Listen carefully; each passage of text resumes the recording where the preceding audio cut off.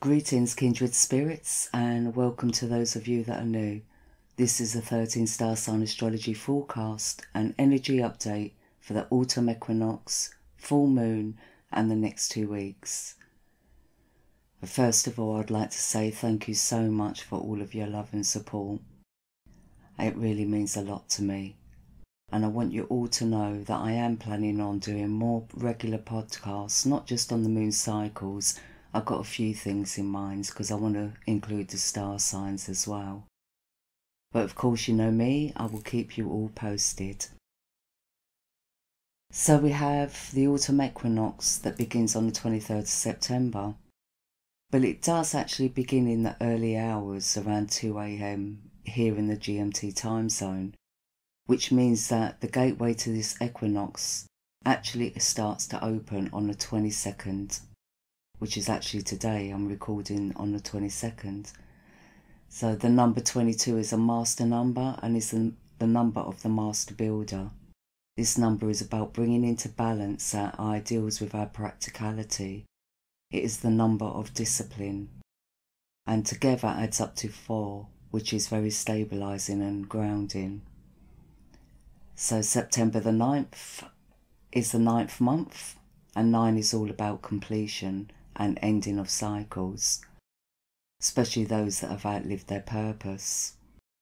The number 9 and 22 add up to 13, which you all know I have an affinity with as an Ophiuchus sun sign and as a 13 star sign astrologer. Also in the true lifetime sky, 13 represents the house of Aquarius, and Ophiuchus is actually the 10th house. But I will be doing a video on this. I'm just waiting for my updated chart wheel to be released by Astro app, who have been really great at catering for us 13 star sign astrologers and our eccentricities. So of course 1 and 3 adds up to 4. So the autumn equinox is a 44 gateway, which is again another master number. And a fantastic number, which means that whatever we create at this time will not just be for the benefit of our immediate environment or immediate future, but also for the future generations to come. And I think that's a fantastic thing. The full moon reaches its peak in Pisces on the 24th of September at 22:52 in the EDT time zone, and on the 25th of September at 3:52 in the GMT time zone. And the moon in Pisces is a really super sensitive moon, but also very creative when it comes to art, music, rhymes and poetry. This moon is very absorbent of energy and must be very careful to avoid toxic environments, people, and even toxic thoughts and feelings. The aspects to our full moon this month once again holds a lot of grand aspects. The first has been ongoing since the beginning of June, between the moon's nodes, Mars and Uranus mostly. But Venus and the Black Moon Lilith have been popping in and out to add their convictions and points of view. I'm actually quite taken with this grand aspect because it shapeshifts from a T-square into a grand cross, into a kite, then back to a T-square, and not necessarily in that order. It's just that it shapeshifts all the time, here and there. All being very challenging though in their own unique ways. So as this T-square has been escalating, we have also had some other major aspects forming, which are just as relevant. It's almost like the planets and points are in a serious debate, and as a collective, we are the subject of that debate. But regardless of how these grand aspects play out in our own personal lives, the fact is that we will have to face our destiny and our soul's purpose anyway. You know, either by surrendering to it gracefully or being dragged in by the scruff of our necks. I'm actually planning again to do a separate podcast on this subject as it is ongoing until February 2019. And something is just telling me that this is a very important message that our universe is trying to tell us. Also, I would have put this podcast out earlier, but one of my soul brothers, He goes by the name of North Node Rider.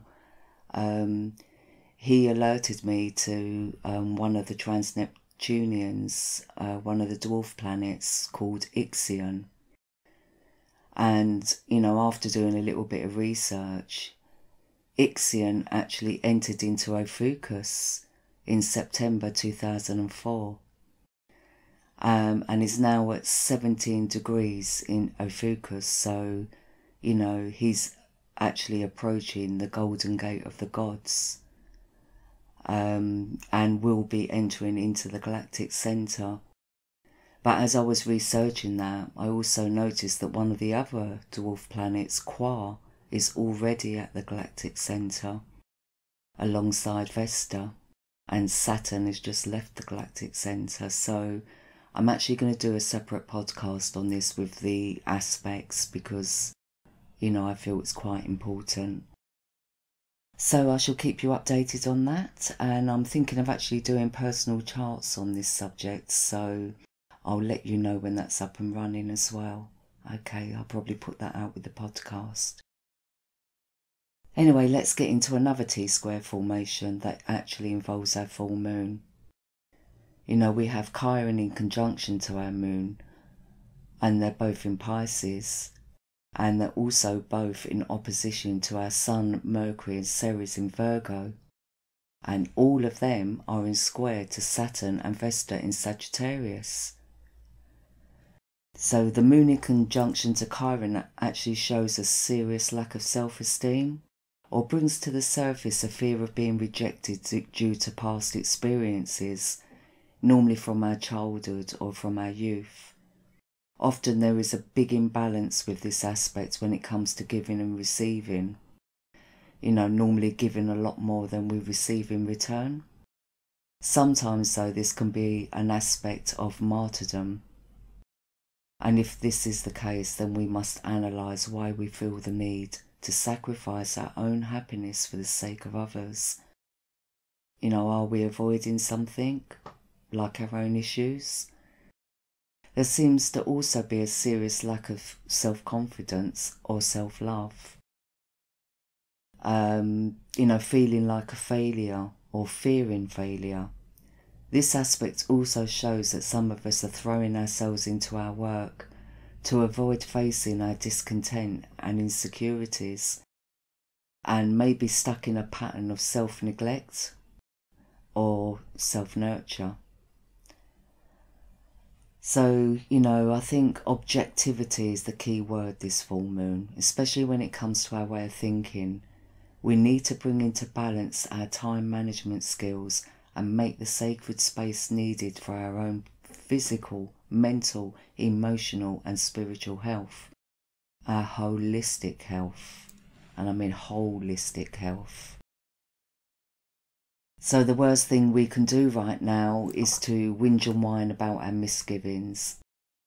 You know, if we are willing to get up and put in the effort in remedying the hardship, then we are on the right path. You know, we've got to remember actions speak louder than words. Another thing we must avoid is wallowing in self-pity or drowning in our sorrows. It is absolutely vital that we keep ourselves busy, but in a productive way. Not forgetting, of course, to take time out for sacred space and to spend time with family and relationships, you know. So we've really got to get our routine and our work life in order. So yoga, meditation and sound therapies are very beneficial tools to use at this time. And we must remember that our bodies are our temples and should be treated as such. You know, we must be true to ourselves and speak up for ourselves. From the heart, not from anger. Although the Black Moon Lilith has joined forces with Mars, which brings a lot of irritability and resentment to the surface, especially if we are overthinking things. We must empty our minds, and we can do this by putting our heads into something we feel passionate about and not being concerned about what others think either. Although we should be considerate, but confident of our own reasoning skills. With the full moon in Pisces and the North Node in Cancer, it is our destiny to create, craft and share. So whatever your thing, get on it. We also have another grand trine with our Sun, Mercury, Mars, Ceres, Juno and the South Node. This grand aspect is about our relationships, mostly our intimate relationships. And for some of us, our relationships will go from strength to strength when it comes to support and encouragement. But overall, and because the South Node is involved, I am more inclined to think that this aspect will bring to the surface codependency and sticking to what we know regardless of the pressure and the unhappiness we are feeling. For some, marriage guidance or counselling would be great help. But for others, it may be a time to let go and call it a day. As a collective, we are entering into a time where we can no longer have time to follow around and waste time. You know, there's an urgency more than ever before for us to get on our path of enlightenment by expanding our consciousness and sharing sacred knowledge. This is a time where traditions are crumbling and where we need to adopt a new way of thinking that is based on inner strength and unconditional love. And that's not to say that we shouldn't have standards or self-value. You know, if we're not in a relationship where it's equal respect, or where there's distrust, dishonesty, or doubt, you know. Because if we're doubting another, we're doubting ourselves. So, you know, we need to analyse that and take the necessary steps to improve it. You know, equality is vital in this world. It's a dog-eat-dog world, and it's down to us that reside on this earth right now to recognise that change is needed. And secondly, to bring in these changes by setting an example. This is a time of self-empowerment for the betterment of mankind, our children and our children's children, to transform our pain, our sorrows and our life experiences into healing tools by first healing ourselves and then becoming an example that encourages others to do the same. It's not like any of us are perfect, and we will always have these challenges, you know, but it's really important at this time that we get it together. But at the same time, not to put too much pressure on ourselves either. You know, heal what needs to be healed and move forward with whatever you need to move forward on. So for the next 2 weeks, I suggest that we meditate on all of our chakra points. You know, most of the downloads are coming into the heart chakra, throat chakra, third eye chakra and crown chakras. So watch out for heart palpitations, sore or clogged throats, headaches and eye irritations, blurry vision or even blurry hearing, ringing in the ears. You know, I've been having these issues for like over a week now, and I'm sure some of you have too. So it's something that's going to continue. How long for, I'm not actually sure. But I would also watch out for the solar plexus, as the electrical energy coming in from both Uranus and the galactic centre are causing a lot of unrest and agitation. You know, I would once again burn white candles, but also use splashes of yellow, blue and light green, either with fabrics or crystals.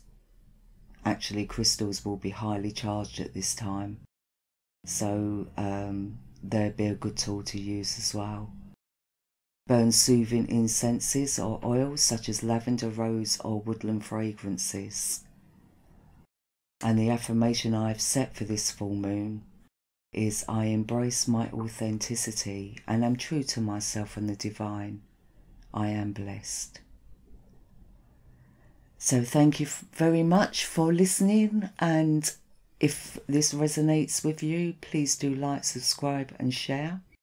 And I'm so looking forward to updating you on my next podcast very soon.